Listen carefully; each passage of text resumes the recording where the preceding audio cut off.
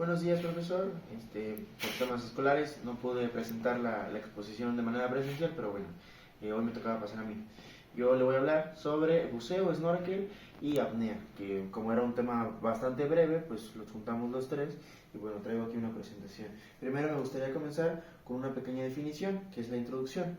El ser humano siempre ha sentido curiosidad por explorar el mundo submarino. Actividades como el buceo, el snorkel y apnea permiten adentrarse en este entorno fascinante, con fines recreativos, deportivos o científicos.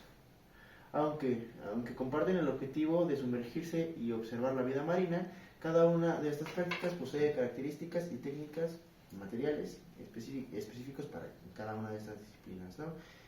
Me gustaría comenzar con la pequeña definición de lo que es el buceo.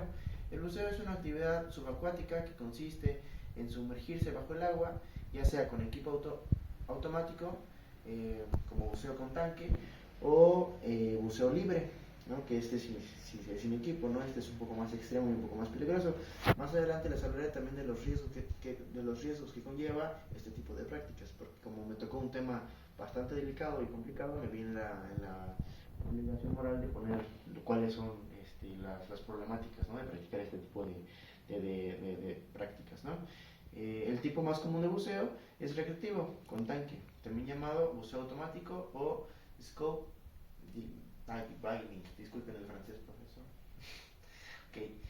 Continúo con la definición de snorkel, que es una actividad recreativa que consiste en flotar en la superficie del agua, observando el fondo marino, utilizando un tubo respirador sin necesidad de sumergirse completamente.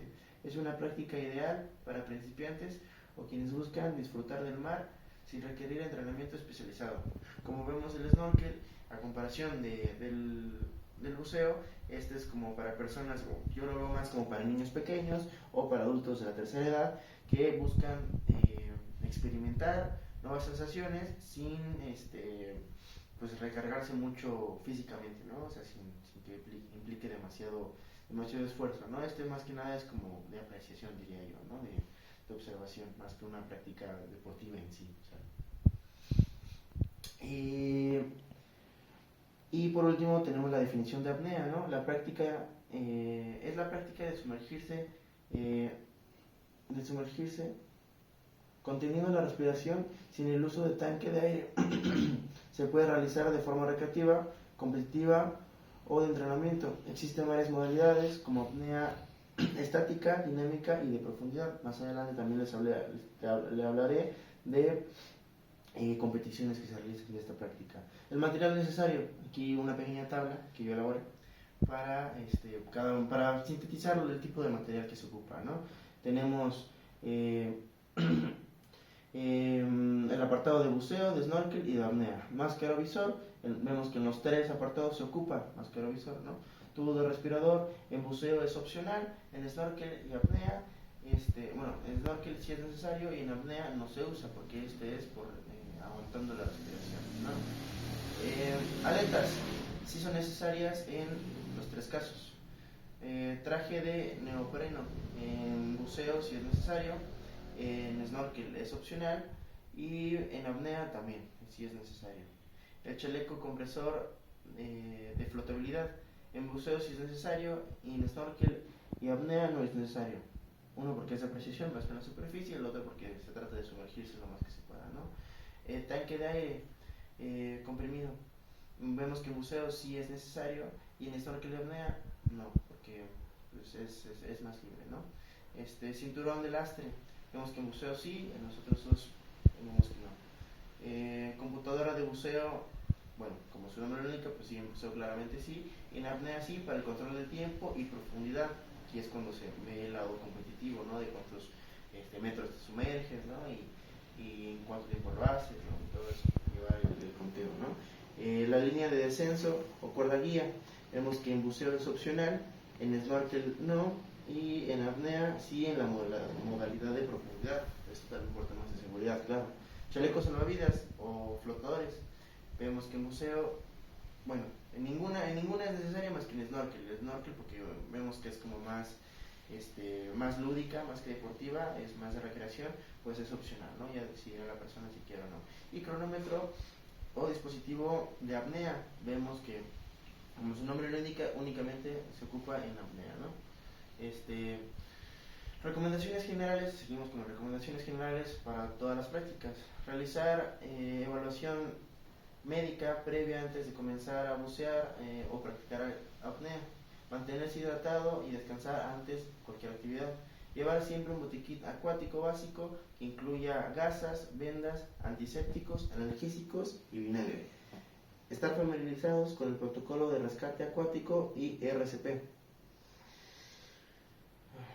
Respetar las condiciones ambientales, viento, oleaje, temperatura y sensibilidad. Como sabemos, el tema de la temperatura, el viento y todo esto, la verdad es que influye bastante en la seguridad de las personas. Hay que tenerlo muy en cuenta y siempre ir con profesionales, acompañado de profesionales, ¿no? Ahora sí, vamos a ver los principales riesgos del buceo. Vemos que está el maromautro,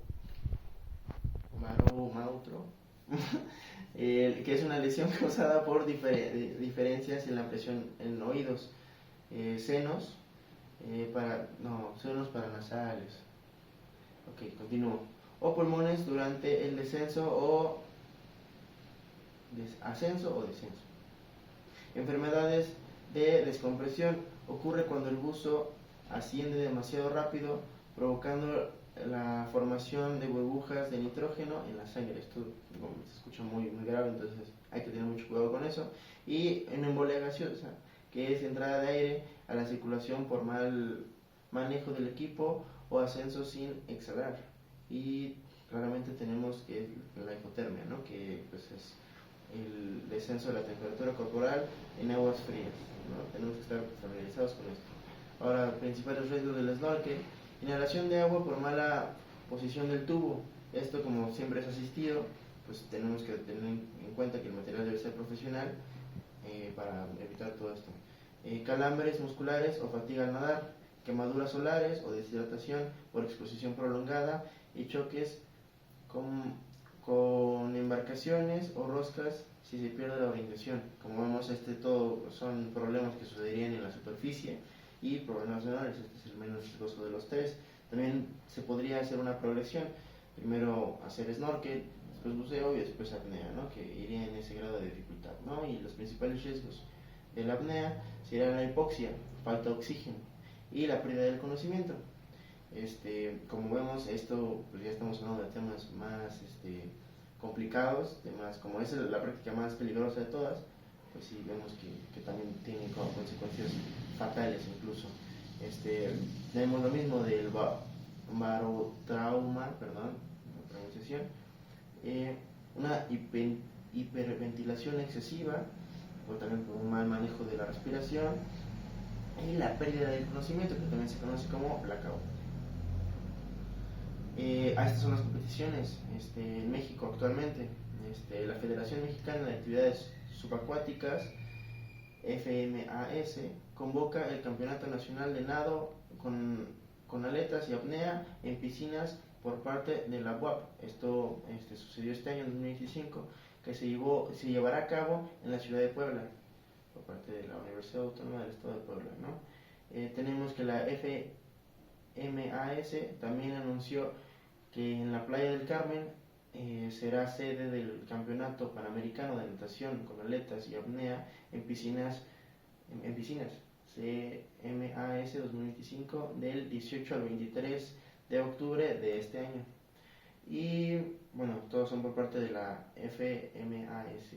Convocó al Campeonato Nacional de Apnea y Nado con aletas en Guerrero, en el municipio de Zihuatanejo. Yo pensé que estaba más complicado. Del 12 al 15 de junio de 2025. Y también existen otras competencias. Estas son las que quedan vigentes. Y bueno, como conclusión, tenemos que el buceo, el snorkel y la apnea son actividades que permiten explorar el medio marino de forma segura, responsable, cuando se practica con el equipo adecuado y siguiendo las normas de seguridad, además de fomentar la condición física. Promueve el respeto por la naturaleza y la importancia de cuidar los ecosistemas acuáticos. Por mi parte sería todo y estas son la bibliografía de donde saqué esta información. Y bueno, profe, gracias por su tiempo y muchas gracias.